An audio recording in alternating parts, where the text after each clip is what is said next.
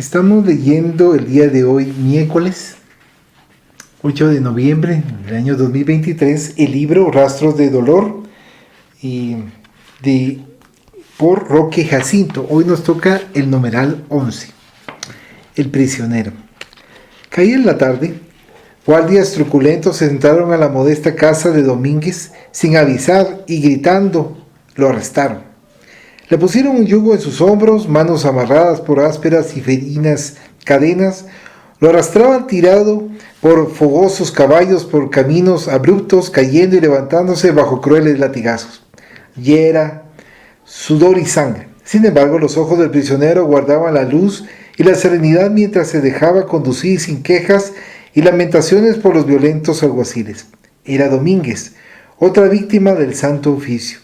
Una mujer, de las muchas beneficiadas por las oraciones de aquel prisionero, atrevidamente avanzó en su dirección y encarando a los soldados clamó por misericordia. «No arresten a ese hombre de Dios. Aléjese, mundana», vociferó el capitán de la guardia. No, insistió ella sin miedo. «Este hombre solo hace el bien. No lo pueden matar, no pueden detenerlo, suéltenlo». «Guardias, alejen a esta loca». La mujer, bañada en lágrimas, cayó de rodillas al lado de Domínguez y levantando sus ojos al cielo exclamó: «Oh cielo, ¿hasta cuándo perdurará la injusticia?». El prisionero, vivamente conmovido, ciñó a aquella mujer con una mirada de piadosa e inmensa ternura, a la vez que sufría las consecuencias de su actitud. «Ah, hija», le dijo Domínguez, «acuérdate de Jesús. No exclames contra la injusticia humana para que no caigas en desesperación». Los soldados lo miraron atónitos. «Estos hombres», complementó Domínguez, al indicar con la cabeza a todos los soldados que lo rodeaban, «cumplen órdenes y realizan su triste trabajo, así como yo por mi vez he trabajado para hacer la voluntad del Señor». «Pero es injusto». Domínguez, entre sudor y sangre, trató de sonreír. «Antes ser preso por el crimen del amor que por haber cometido violencia». Y después de una pausa, el prisionero completó: «Vuelve a tu casa, deja que me lleven. En verdad sigo de alma jubilosa y conciencia tranquila. Sé que si soy injusticiado por el tribunal de la Inquisición, saldré de esta vida sin quejas ni rencores». En el patio, el padre Damián examinaba a Domínguez. Hizo un gesto de cabeza a los guardias y estos empujaron a Domínguez al sótano.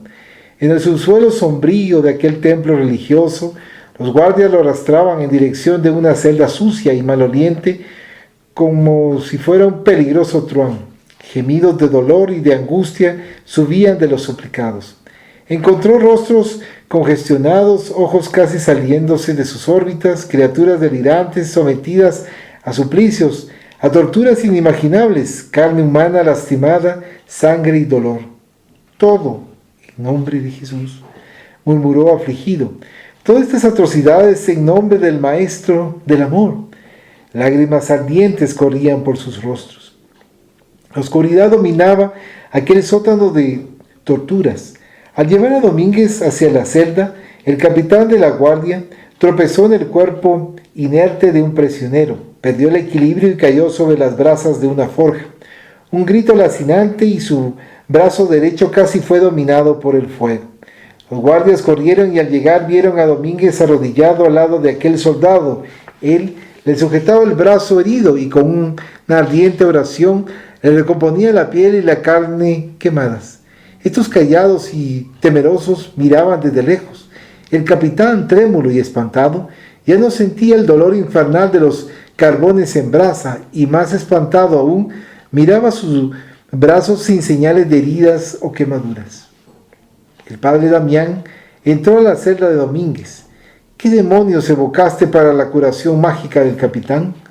Domínguez, con el corazón sereno, suspiró y, sabiendo que lo interrogaba el maestro de todas las infamias y de todas las torturas, en un tono de respeto y sumisión aseguró: «Pedí el socorro del maestro que tú representas». «¿El Papa?». «No, he evocado el amparo de Jesús a favor de aquel padre de familia que, si perdía el brazo, caería en desgracia con su propia familia».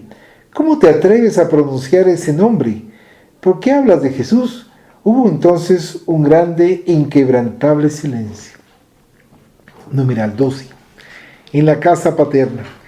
Manolo interrumpió el vaivén desde la baranda de la casa de su madre, se sentó al frente de María, tomó sus manos entre las suyas, conversando cabizbajo y con suspiros repetidos. Madre, desafortunadamente siempre he estado muy ausente de nuestro hogar.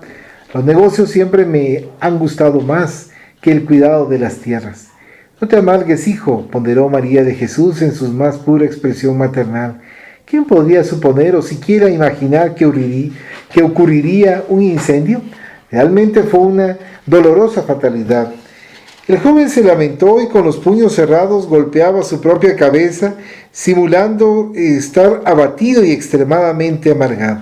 Ah, si yo estuviera aquí y si papá aún estuviera vivo, pero ¿de qué vale ahora lamentar su ausencia?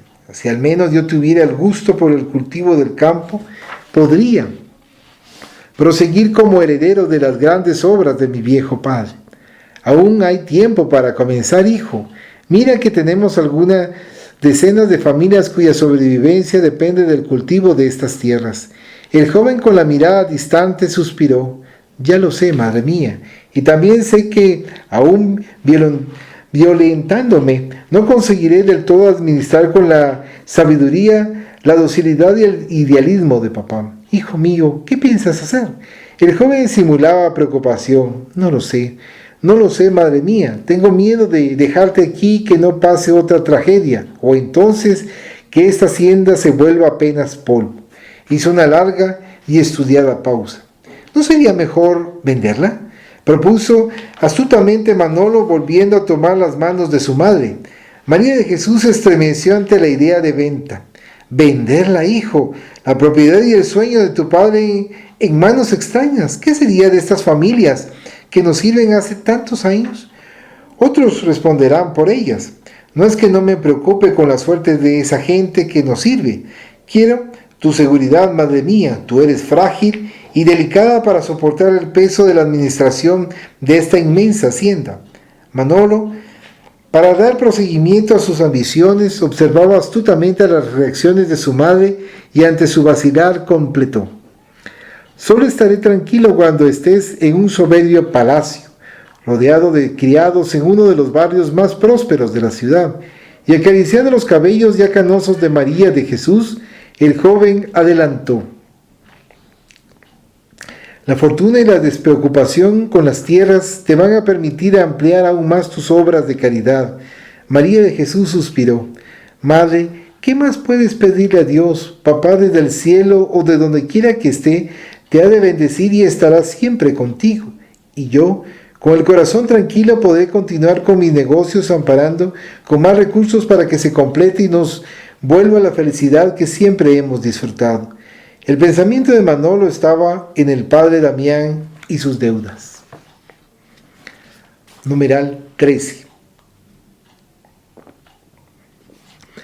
Las órdenes reales. El padre Damián, bellaco y prepotente, después de haberse curvado frente a su majestad el rey Fernando y de haberle besado las manos, se sentó incómodo. ¿Me has mandado llamar? El rey confirmó con un gesto mudo. ¿Qué motivo me da la honra de volver a este palacio? Un prisionero tuyo. El clérigo, con la mirada de buitre, visiblemente sorprendido, se acomodó nuevamente, pero habituado a la hipocresía, con una sonrisa amigable, apenas preguntó: ¿Quién, majestad? Un tal Domínguez. Damián se estremeció ligeramente. Tú sabes, continuó seguro y sin medidas palabras el rey Fernando, que no existen secretos cuando hay espías y delatores por todas partes. Eso desafortunadamente no nos hace falta para fomentar intrigas y desacuerdos en los salones de la nobleza. ¿Pero qué es lo que quiere vuestra majestad? ¿Con un hereje, un brujo y hechicero confiado a mi justicia? Mi hija, la reina Juana, quiere verlo. Damián nuevamente se estremeció. Majestad, he exorcizado a la reina, pero hasta ahora no he logrado separarla de los demonios. ¿La habrían inspirado ellos para querer ver a un maestro en brujerías y hechizos?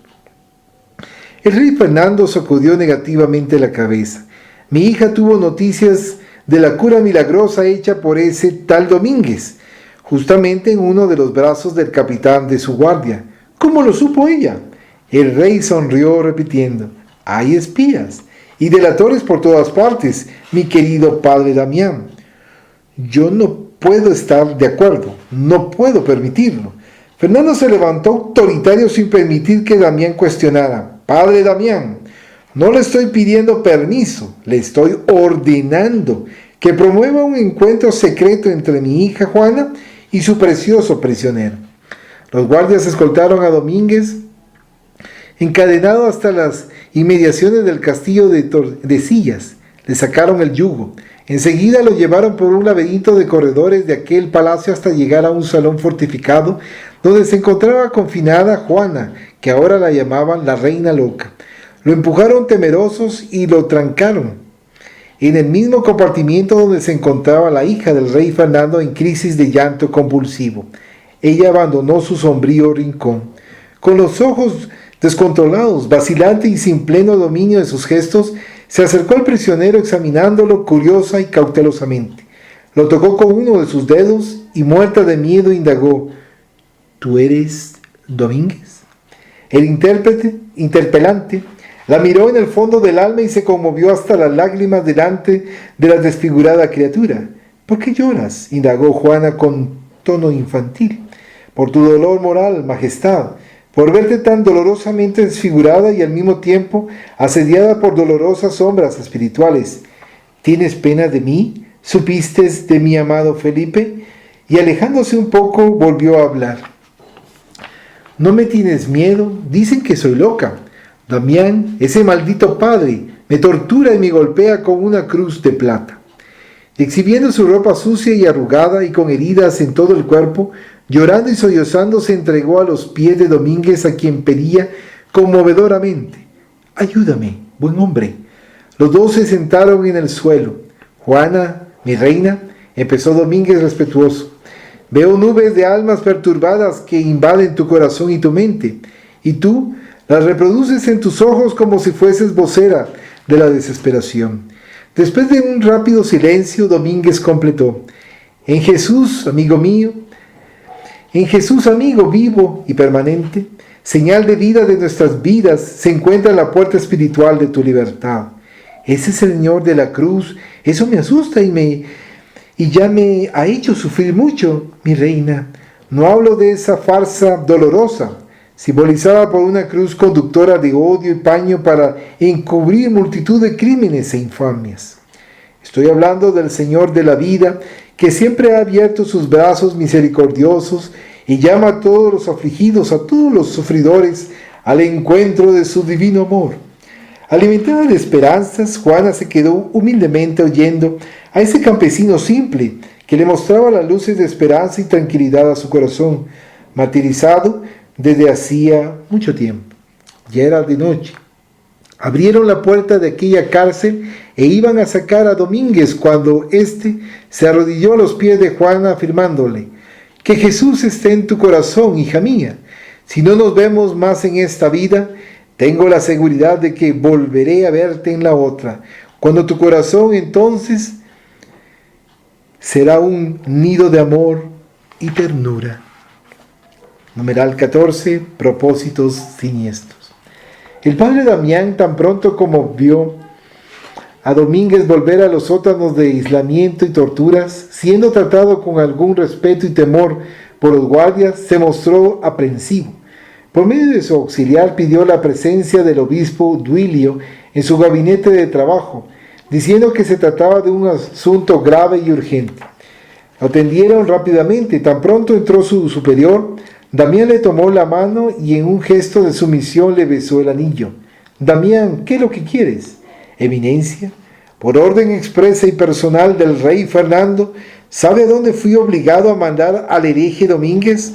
Me dijeron que al prisionero lo llevaron a que visitara a Juana la Loca en el castillo de Tordesillas. Exacto, eminencia. Por eso, antes que ese infeliz caiga en las gracias del rey y sea retirado de nuestras manos, conviene juzgarlo y condenarlo en el tribunal de la Inquisición. El obispo quedó pensativo. «¿Tú?», preguntó el obispo, «¿tienes algún interés particular en este caso?». «Sí, eminencia». «Damián, a mí me parece que ese hombre, fuera de las habituales leyendas que se levantan a su alrededor, inclusive por los guardias que son unos cobardes, no pasa de un pobre diablo sin expresión». «Ese es su punto de vista, eminencia, es cierto, pero si estás tan motivado en hacerlo reo de la Santísima Inquisición, te doy mi incondicional apoyo», confirmó el obispo en tono de enfado. Manolo recorrió el patio y entró al gabinete del padre Damián. «Aquí estoy, mi benefactor». Damián, seco y áspero: «Cambia ese tono jocoso de tratarme. Detesto esa tu intimidad y además de eso, como principal testigo de una acusación de herejía, tu comportamiento es del todo inconveniente». El joven quedó pálido. «¿Domínguez será juzgado?». «Claro que sí». «Para salvarte la piel, Manolo, voy a llevar de inmediato a Domínguez al tribunal de la Santa Inquisición. Por eso, vuelve mañana y trae a Paco y a Ruiz». Sí, confirmó, sintiendo un frío en la columna. Y como para tranquilizar a Manolo, Damián colocó sus manos sobre los hombros y aseguró: «Nada de temores, saldrás de tu deuda y yo a la vez tomaré pose de la parte de la hacienda de tu fallecido padre, y con eso cada uno de nosotros tendrá lo que más desea y ambiciona». Numeral 15. El tribunal de la Inquisición. Había sol afuera, sin embargo, adentro habían sombras en el corazón, sombras en las conciencias. Domínguez estaba de pie y encadenado. Entraron los escribientes encargados de las anotaciones del proceso y enseguida, vestidos de negro, entraron el obispo y Damián en el papel de inquisidor. Instruido previamente por el obispo y por Damián, el fiscal se sentó en el lugar que le fue reservado y allí encontró una bolsa de oro que remuneraba sus servicios. Hubo un silencio casi fúnebre. El obispo se puso de pie y con voz grave y solemne determinó la entrada de los testigos para dar inicio al proceso tendencioso cuyo final ya había sido combinado. Se presentaron Manolo, Paco y Ruiz. El hijo de don Fernando, semicabizbajo, luchaba para no enfrentarse con la mirada serena de Domínguez, como si temiera que una chispa de la propia conciencia se apagara delante de aquel que respondería por un crimen que no había cometido y por una herejía que no existía. «Don Manolo de Castillos», anuncia el frío inquisidor Damián, apuntando en dirección del prisionero.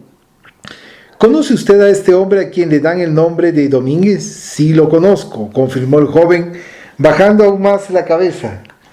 «Mírenlo a los ojos», ordenó Damián. Manolo inspiró como queriendo retomar el control sobre sí mismo. Fijaba los ojos fríamente en el jardinero y benefactor de su fallecido padre. Lo encaraba con ironía. «Ese hombre», continuó Damián en una dura y metálica voz, «ese hombre es el mismo que por medio de sortilegios, brujerías y hechizos confundió a tu padre y lo llevó a la muerte». El joven confirmó con un gesto de cabeza. «No hagas gestos», interfirió el obispo. «Queremos oírlo, don Manolo. Por eso le ordeno que haga uso de la palabra, diciendo sí o no, para que todo sea escrito». Damián repitió la pregunta. «¿Es ese el hombre?». Levantando los ojos, Manolo encaró fríamente a Domínguez. «Sí», confirmó, señalando sin vacilar. «Ese es el hombre que confundió a mi padre y que fue instrumento de su muerte mediante artes de magia que no entiendo y desconozco». «¿Es esa la verdad?», indagó el obispo. «¿La confirma?». Dos lágrimas corrieron por el rostro de Domínguez. Sin gesticular ni pronunciar una palabra en su propia defensa, lo único que hizo Domínguez fue recordar al niño Manolo, que tantas veces lo había acompañado en el cuidado de los jardines. En vano buscó en el acusador al niño de antaño. El inquisidor prosiguió: «Don Manolo, ¿ha estado este hombre siempre en la hacienda de su padre?». «Sí, mi señor». «¿De casualidad su padre sabía de sus actividades, de sus artes mágicas, de su reconocida tendencia por la evocación de espíritus demoníacos? ¿Llegó algún día a servirse de sus préstamos de brujo? Creo que sí lo sabía, padre Damián. ¿Sabía y callaba? ¿Sabía y se servía de él? Confundido, Manolo no atinaba a dónde quería llegar el padre Damián, pero pensando conocer sus propósitos de fiador, que quiere la restitución de su fortuna, lo confirmó todo. Damián se puso de pie hacia los otros dos testigos, Paco y Ruiz. ¿Confirman ustedes las acusaciones de don Manolo y en nombre de Dios reconocen en este Domínguez a un hereje, a un alma que tiene pacto con los demonios? Los dos se entremiraron. Primero se levantó Paco y después Ruiz, y los dos confirmaron. El obispo, casi que un mero espectador, le dio la palabra al promotor. Señores, dijo el promotor con indiferencia, son tan gritantes las pruebas y los testimonios contra el acusado que hasta me permito no entrar en otros detalles. Y levantando el dedo acusador destacó, exijo para ese hombre que desmerece los principios de la Santa Madre Iglesia, que para alcanzar sus propósitos criminales no vacile en usar la magia negra, que sea condenado a la hoguera inquisitoria. Manolo se estremeció ligeramente. Damián, después de solicitar la lectura de los apuntes de los escribientes, le pidió al obispo que se manifestara, y éste, integrado en aquella farsa, no vaciló en dar su voto por la condenación del reo en la hoguera inquisitora, fundado en la acusación de herejía y brujerías que envolvieron con su fuerza hasta a los guardias de la cárcel. El acusado ni siquiera pudo decir nada. 16. Al día siguiente. Cansado, Manolo mal durmió aquella noche. No sabía si por tensión o por otras razones, como las tenebrosas pesadillas donde 1000 caras torturadas le invadían el alma inquieta. Se despertó sobresaltado. Debes haber comido mucho antes de acostarte, justificaba Isabel intentando calmarlo. ¿Qué más podría haber sido a no ser todo el vino que bebiste? Puede ser. Confirmó sin contarle el motivo de tanta agitación. No sé.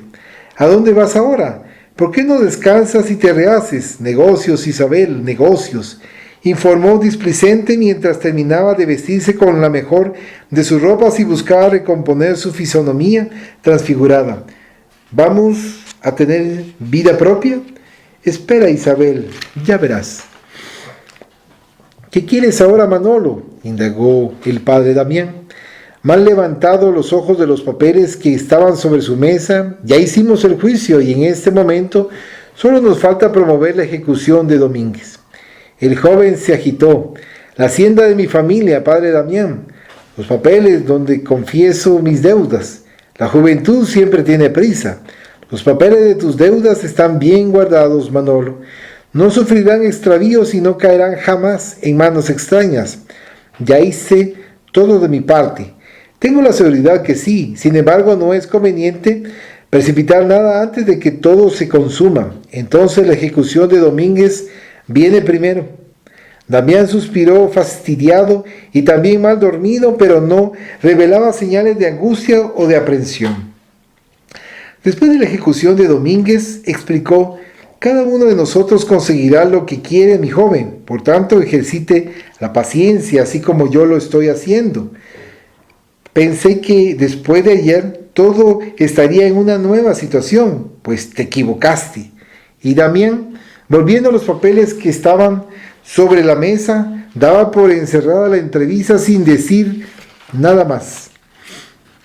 Numeral 17. El día fatal.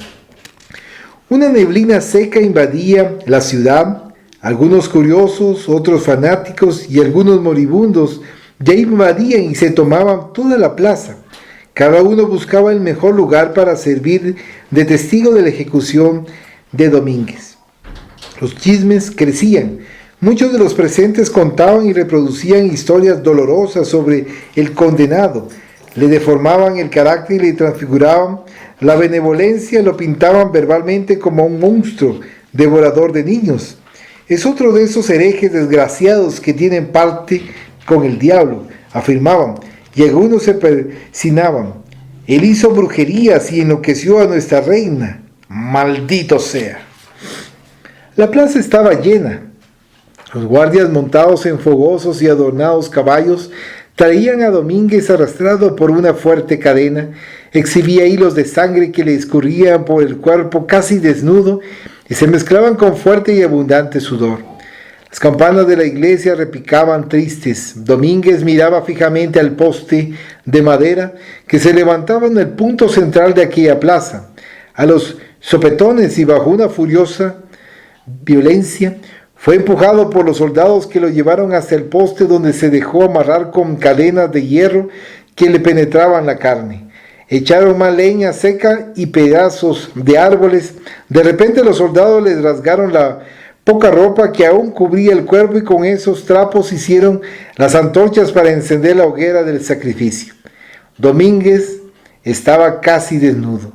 Una procesión siniestra comandada por el padre Damián, completada por el obispo Duilio y por diversos sacerdotes, se aproximó solemnemente de la plaza. Manolo estaba en el lugar de honra, estaba pálido y casi desfigurado.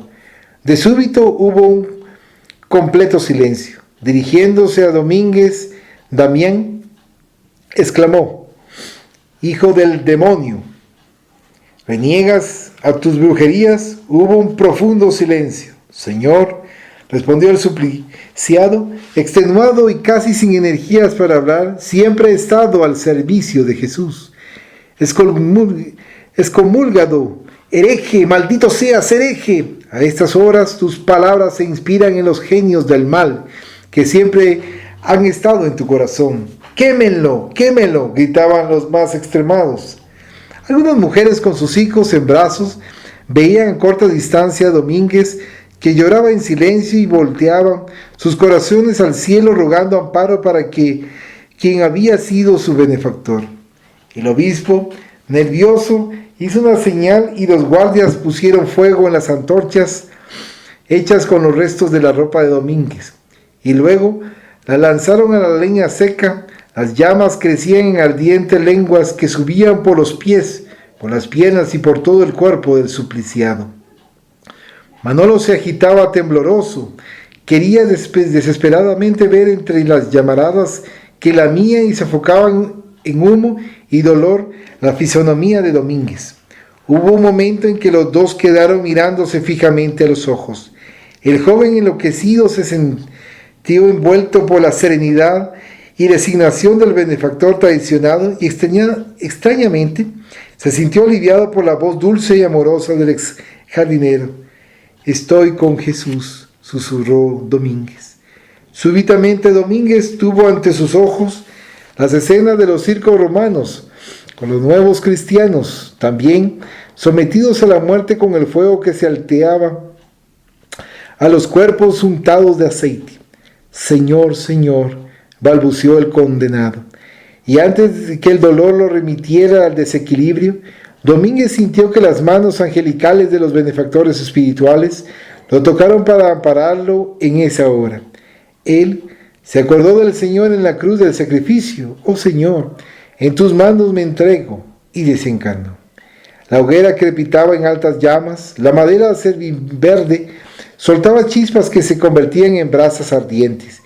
Indiferente al cuadro de sufrimiento, el padre Damián se acercó a Manolo y, entregándole una bolsa de oro, le recomendó: «Sal inmediatamente de la ciudad por unos 2 meses, antes que alguien contrario a nosotros te vaya a matar por vengarse de lo que le impusimos a ese hijo del demonio». «Pero, padre Damián, ¿y mi hacienda? ¿Mi madre, Isabel?». «Yo me encargaré de avisarles. Obedéceme sin perder tiempo, Manolo. He autorizado a aquel guardia a que te dé un animal que te servirá de montería». Manolo, aturdido, confundido y temeroso, obedeció. Numeral 18. 3 meses después. La madrugada estaba en silencio. Manolo buscaba confundirse con las sombras de aquel sinuoso callejón, y esquivándose para que no lo vieran, abrió la puerta sin ningún esfuerzo. Miró por la escalera que le era familiar y cauteloso Subió los peldaños sintiendo que su corazón palpitaba cada vez más rápido. Se detuvo y golpeó la puerta del cuarto con los dedos como siempre lo hizo y esperó ansioso. Nada. Aguzando los oídos, insistió con leves golpes, esperando que Isabel le abriera el nido de amor del cual sentía falta. Forzó la entrada y abriendo la puerta vio, en las tinieblas de aquel aposento que le era familiar, el cuerpo de Isabel en la cama. Se aproximó y oyó su respiración, sintió olor a vino fermentado. Escaló furtivamente el muro para abreviarle la vida a don Fernando de Castillos. Dio unos pasos. Extraños no pueden entrar. Le impidió la entrada un novicio robusto y agresivo. Esta hacienda es de la iglesia. Pero yo soy Manolo de Castillos. Otro novicio se aproximó y dirigiéndose al centinela indagó: ¿problemas? Él dice que es Manolo de Castillos. El joven exhausto se sintió examinado por las miradas duras y al mismo tiempo curiosas. Las sentía como puñales de acero que le penetraban el pecho cansado. Quiero ver a mi madre, María de Jesús. Los novicios se entremiraron inflexibles. En esta propiedad, dijo uno de ellos, no hay mujeres. Manolo, algo arrogante, disparó: parte de esta hacienda es mía y del padre Damián. Numeral 19. Sorpresa y dolor.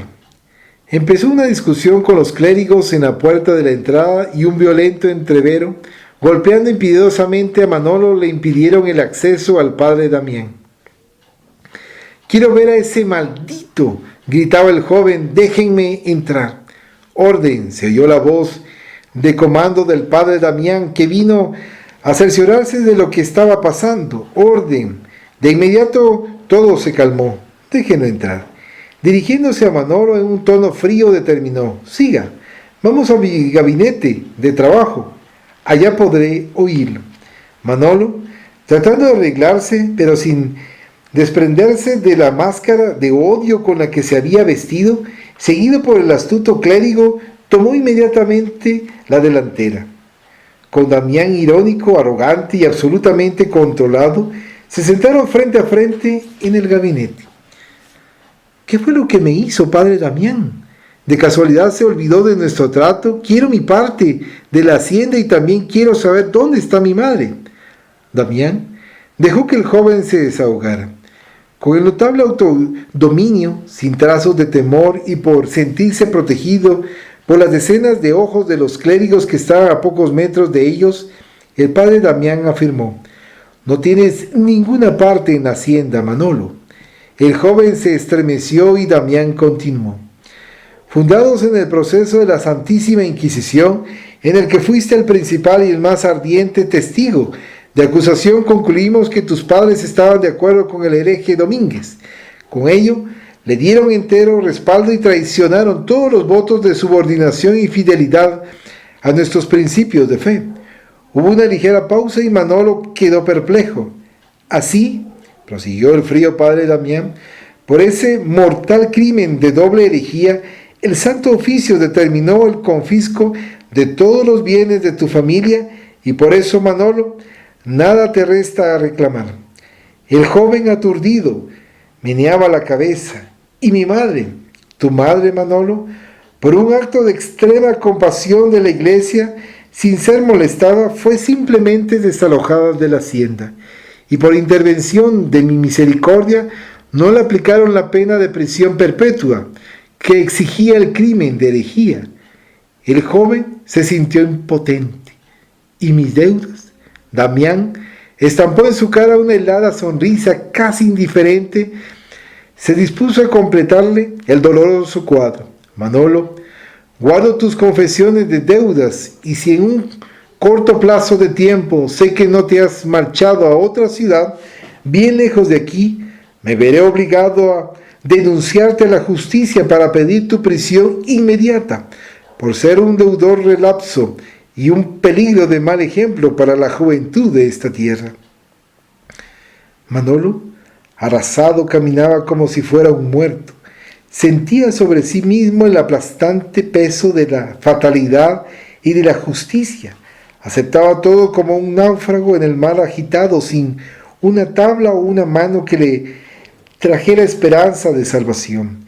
Supo que su madre, María de Jesús, estaba en un barrio pobre, y por eso él, indiferente a las amenazas de prisión del padre Damián, andaba de tugurio en tugurio buscando por ella. Finalmente una mendiga harapienta y sucia, después que Manolo le puso en las manos unas monedas de poco valor, le dijo: «Ah, ¿esa María de Jesús, la bondadosa a quien buscas? Sí, es esa tal María de Jesús. Ve por aquel callejón». Manolo obedeció arrasado. Lo dejaron entrar a una choza miserable y lo condujeron a un aposento oscuro, sombrío y húmedo, el cual exhalaba un mal olor casi insoportable. «Ahí está ella», le dijeron. Manolo respiró profundo. Mal podía creer en lo que veía. Cayendo de rodillas junto a un lecho de paja, y después de reconocerla con la cara lastimada y los trazos de sufrimiento, se curvó en lágrimas sobre el cuerpo inerte de su madre, María de Jesús. Vio su propia imagen reflejada en los ojos sin movimiento de María. Sofocado por el llanto, contempló el cuerpo. Sollozando, le cerró los párpados. Enloquecido por el dolor que sentía en el alma, allí permaneció llorando compulsivamente.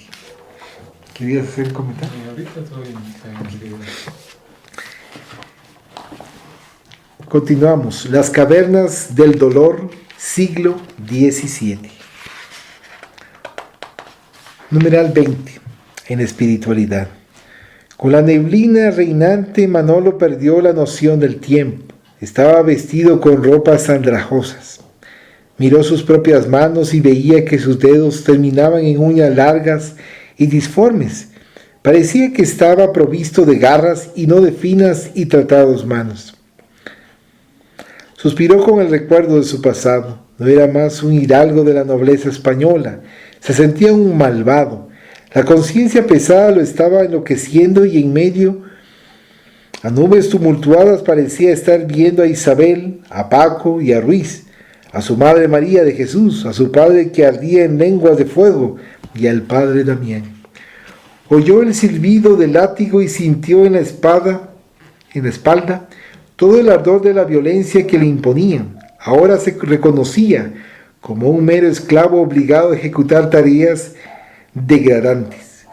«Vamos, hijo del infierno», ordenó el capataz. Manolo, el dominador imprudente de otros tiempos, ahora andrajoso, transpiraba sudor y lágrimas de odio, con la memoria impregnada de recuerdos de la hacienda paterna.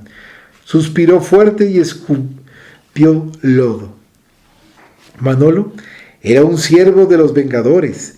Aquella colonia espiritual, verdadero antro de truanes, era poblada de harapos humanos libres del cuerpo físico. Después de haber descendido los últimos peldaños de la perversidad, fue allá donde despertó Manolo después de la muerte.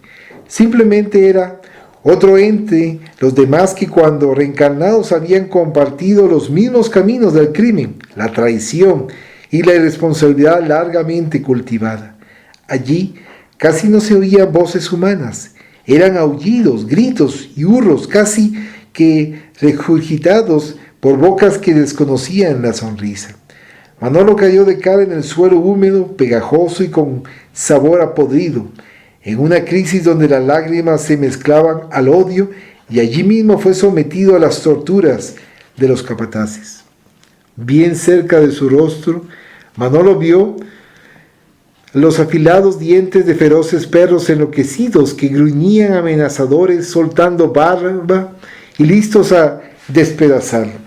Los guardias le daban puntapiés en el hígado, mantenían los perros amarrados a fuertes cadenas de hierro, pero los dejaban acercarse de Manolo. Él sentía que podía ser transformado en 1000 pedazos. «Si piensas escapar, mira lo que se te tiene reservado», le dijo uno de los guardias, que echando alguna cosa al suelo Dejó a los perros sueltos para que la despedazaran. Mira tu futuro. Obligando a Manolo a levantarse, lo llevaron a que hiciera parte de una fila de desterrados tan infelices y andrajosos como él y que se movían al son de los látigos. Arrastrándose lentamente, bajo el dolor de la espalda maltratada, la imaginación de Manolo recordaba repetidamente los actos de su día a día, repasando las fisonomías de Paco, Luis, Isabel, y más oscuro aún, veía al padre Damián, que le anunciaba todas las desgracias que marcaron las últimas horas de su desencarnación. Numeral 21. Después de la tempestad. Manolo se arrastraba astutamente por los charcos de lodo y aguas inmundas y apestosas, deteniéndose de instante en instante dominado por el terror de los perros enloquecidos. Ya no oía los ladridos. Se había escapado de la ciudad de los Vengadores. Cansado, exhausto y casi agotado de todas sus fuerzas, se acostó en el suelo pantanoso, en medio de un paisaje de arbustos resecos que destacaban aún más el clima de desolación de aquel paraje sombrío y profundamente depresivo. Ahora oía gemidos y lamentaciones. Sintió que su piel se quemaba y exhalaba un olor característico y en vano levantó los ojos para buscar un poco de luz. Aterrado, se deparaba apenas con densas nubes que se enrollaban sobre su cabeza en un rugido sordo y amenazador que creaba más sombras en aquel charco en donde la luz del sol no penetraba. De súbito, chispas cayeron de lo alto. Rayos se cruzaban y entrecruzaban en el firmamento, bajaban rápidamente sobre el paisaje reseco, creando focos de incendio por todas partes, acusando aún más al infeliz. La sorda tempestad se multiplicaba, levantaba lenguas de fuego en el medio, a una densa nube de humo que consumía todo lo que había en el suelo y oscurecía aún más el firmamento. Aullidos y hurros fue lo que se oyó enseguida, como si una manada de fieras confurecidas, sacudida por la tempestad de rayos, creciera en dirección al lugar donde se encontraba. El joven se vio acorralado. Después vino el silencio. Ahora, sentado y aunque tenía el corazón sobresaltado, Manolo se tiraba en la vegetación rastrera y con sus garras agudas la arrancaba, la comía vorazmente para saciarse y entre un bocado y otro se detenía para escuchar. No había ruido, el silencio era absoluto. Sentía que el dolor aumentaba en toda la piel de su cuerpo. Entonces enterró las manos en el charco para revolver el lodo putrefacto y enseguida se untó el cuerpo para refrescarlo. Súbitamente los cabellos se le erizaron. Con los oídos atentos oyó el eco de una manada que caminaba en su dirección con patas que herían el suelo mezcladas con el graznar de extrañas aves que sobrevolaban sobre su cabeza. El desterrado se levantó atemorizado. Buscó con los ojos un lugar seguro a su alrededor y de repente, entre las tinieblas vio algo que le parecía una caverna. Corriendo y arrastrándose, sudando y sufriendo mil temores, llegó hasta la boca de la cueva oscura. No se detuvo para estudiarla y entró por un laberinto de paredes absolutamente oscuras. Ya adentro se detuvo y descansó un poco. Cuando pudo calmarse, se dio cuenta de que alguien más había buscado abrigo allí, porque sintió la presencia física de otros bultos que se movían en aquel momento, en aquel antro. Dio 2 pasos sin ver y tropezó. ¡Maldición! Oyó esa exclamación en una voz que le sonó familiar. ¿Quién está aquí? Manolo indagó con miedo y repitió: ¿Quién está aquí? Conozco esa voz. ¿Eres tú, Manolo? Fue esa la respuesta.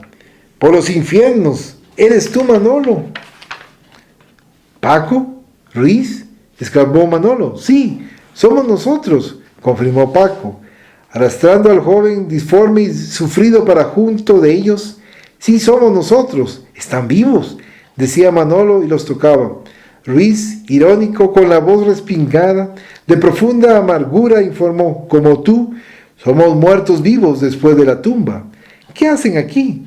Paco, con amargura, recordó que habían sido testigos en el tribunal de la Inquisición y que después que Manolo desapareció, los cómplices del padre Damián los habían asesinado. Entonces, ¿también fue obra de Damián? Se puso perplejo. El bellaco no quiso dejar rastros.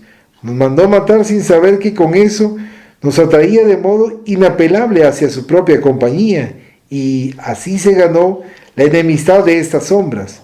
Un gemido doloroso vino de lo más profundo de la caverna. ¡Ah, almas de los cielos! Manolo oyó el extraño y sorprendente apelo. ¿El Señor me ha mandado un Salvador? Manolo vio salir de las sombras el viejo Damián. «Viniste a buscarme», decía, tanteaba a ciegas. «Viniste a buscarme para llevarme al paraíso que tanto hice por merecer». «Maldito», dijo Manolo furioso. «¿Quién habla? Oh, fui un benefactor de pobres. Me sacrifiqué para purificar almas que se desviaron del camino de los cielos. ¿Quién habla?» Manolo, con las manos como tenazas, lo agarró por los hombros y lo sacudió. «Hijo del perro, el fuego eterno ha de devorarte las entrañas». ¿Quería hacer un comentario? Aquí, por ejemplo, casi al final, nos estamos dando cuenta de que hay un reencuentro. Sí. Pero cuando le dice, ¿están vivos? Ahí se ve, digamos, cuando no, como que no tiene muy claro todavía la situación en la que está. Entonces eso hace recordar la situación de turbación en la que pueden encontrarse algunos cuando han desencarnado, pero vemos la diferencia de que hay otros que tienen claridad, incluso a veces casi desde el principio. Sí. Gracias. Numeral 22. Donde no hay luz. Allí no había noción del tiempo. Sintieron frío. No sabían si era porque había bajado la temperatura o era fruto del desencanto.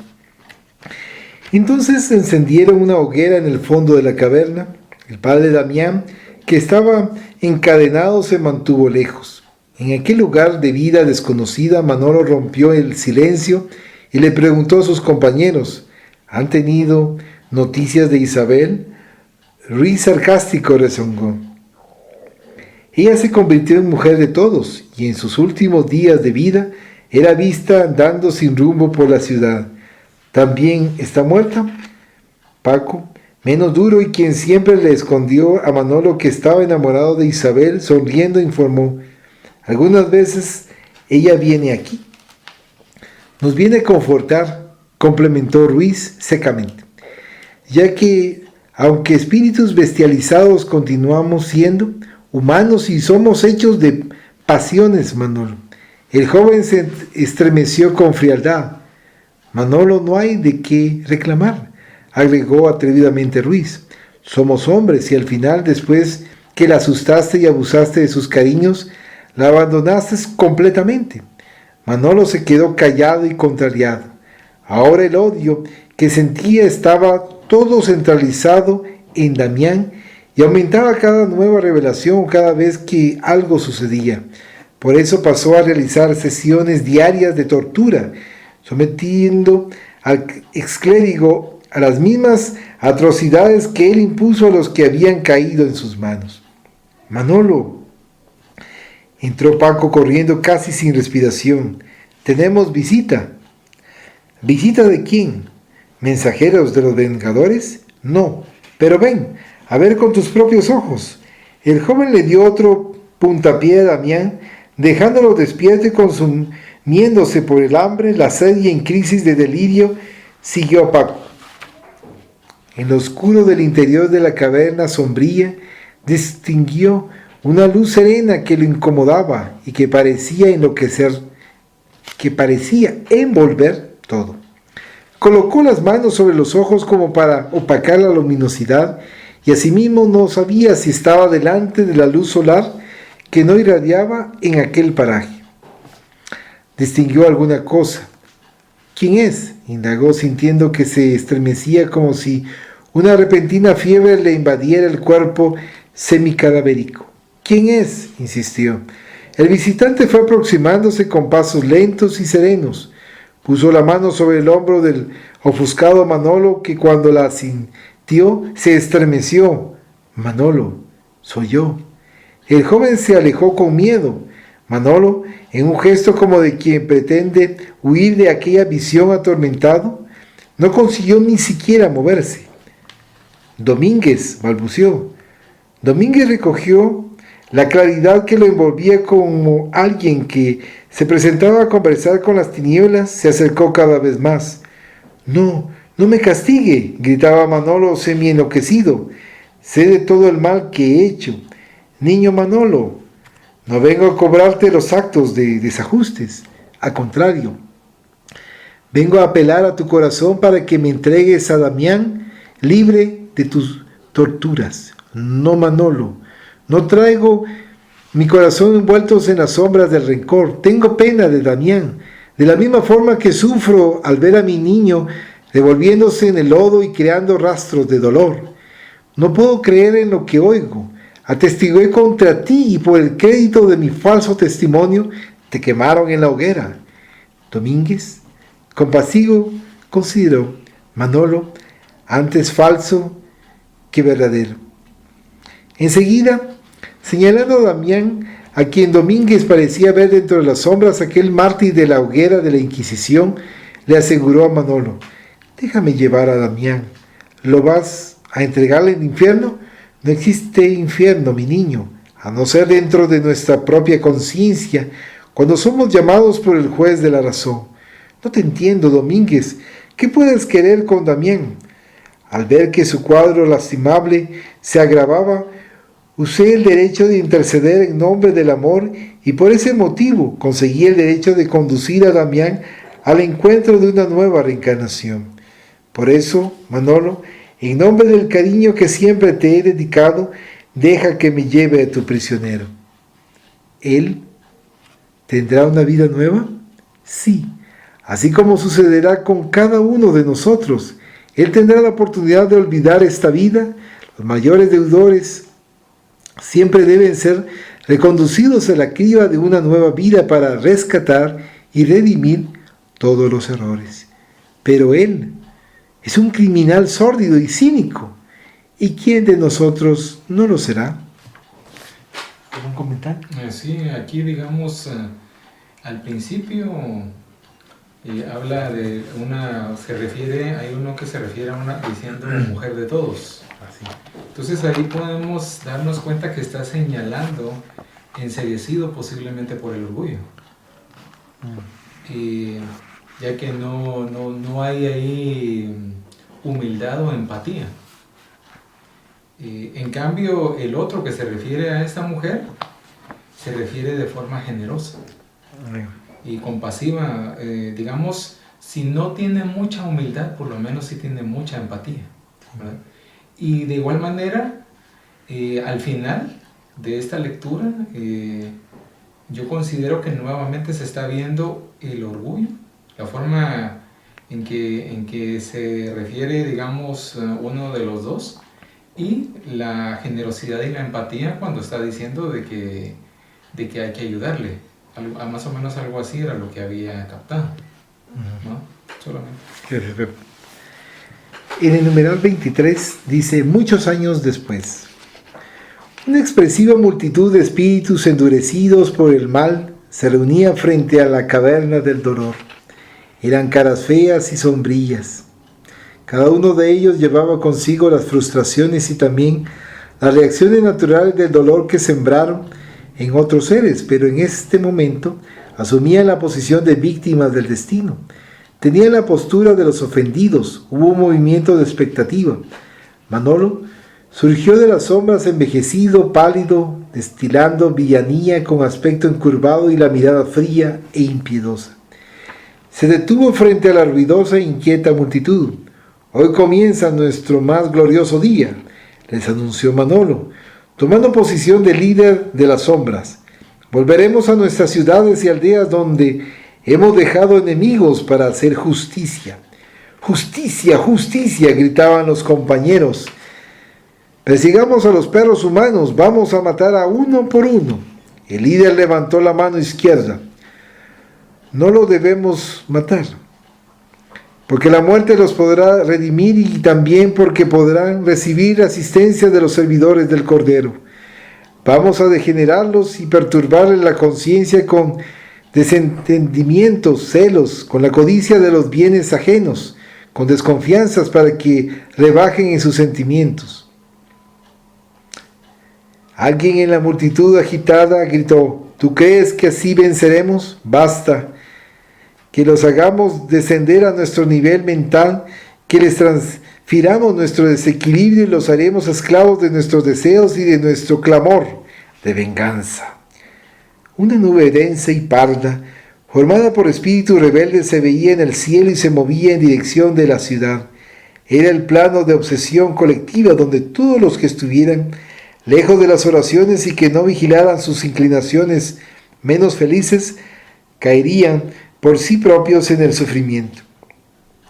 Los que en la plaza pública o de las ventanas de sus casas aplaudían los crímenes hediondos de la Santa Inquisición, serían los primeros blancos de aquel grupo de seres confusos y sufridores. Súplicas de los cielos bajan a la tierra. Manolo, seguido de Paco y Ruiz y secundado por los seres en crisis de rencor, seguían en dirección del suburbio.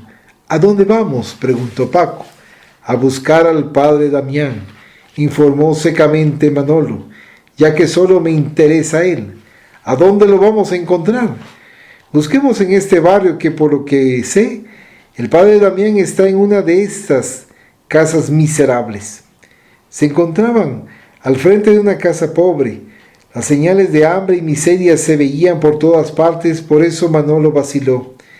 ¿Será que el bellaco está aquí?, indagó Paco. No parece un lugar con el gusto de riqueza del viejo Damián. Le busquemos por todas las casuchas, ordenó Manolo, e inmediatamente entró en la casa que estaba a su frente. Domínguez quiso esconderlo un nuevo cuerpo.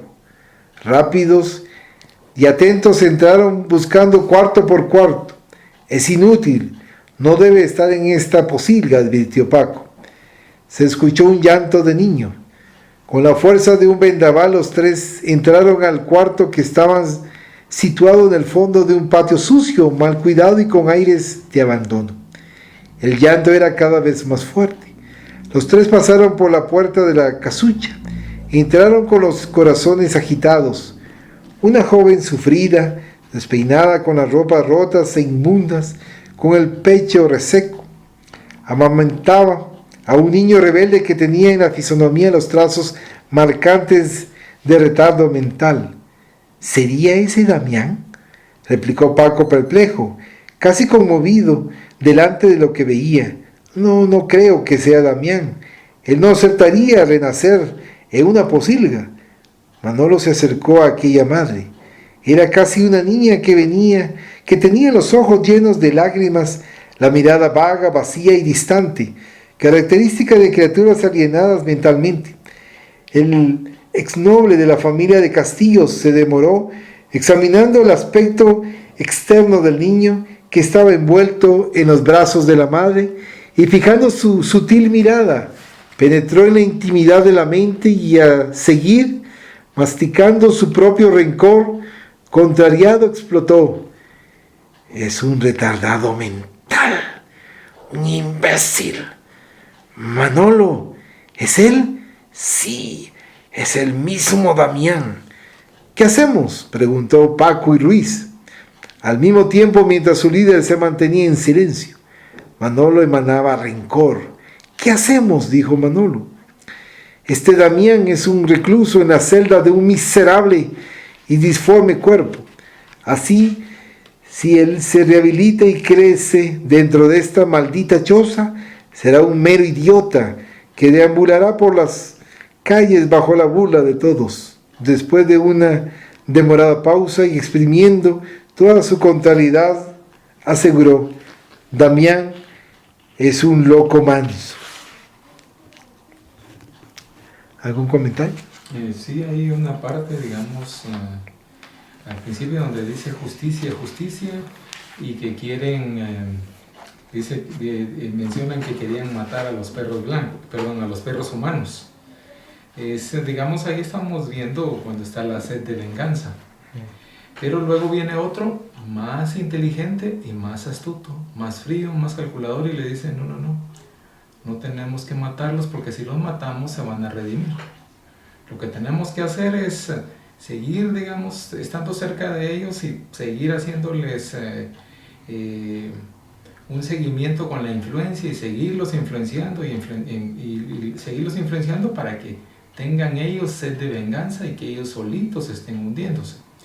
Aquí nos estamos dando cuenta de lo enceguecidos que podemos estar, y hay que tener mucho cuidado, porque por esa influencia podemos decir, no, es que se merece tal cosa fulano, se merece tal cosa sutano, pero se nos olvida que nosotros también estamos fallando. Había otra parte que se estaba refiriendo cuando mencionaba que los retrasados mentales, digamos de manera ofensiva que lo estaba mencionando, eso me hacía recordar a que en una oportunidad una medium dijo que yo era retrasado mental. Pero si esta medium, la forma en que lo dijo es el problema, no que lo haya dicho. Porque alguien puede decir, si es que es retrasado mental, pobrecito, hay que ayudarle. Ahí estamos viendo nosotros empatía y estamos viendo caridad, estamos viendo compasión. Pero en el caso de esta medium lo decía de manera despectiva y ofensiva, solamente. Muchas gracias. Bueno, vamos a finalizar con la oración. Agradecemos a los buenos espíritus que han querido venir a comunicarse con nosotros y le rogamos que nos ayuden a poner en práctica las instrucciones que nos han dado y que hagan que al salir de aquí cada uno de nosotros se sienta fortificado en la práctica del bien y del amor al prójimo. Deseamos igualmente que estas instrucciones sean provechosas a los espíritus que sufren, ignorantes o viciosos que hayan asistido a esta reunión y sobre los cuales imploramos la misericordia de Dios. Que así sea. Así es.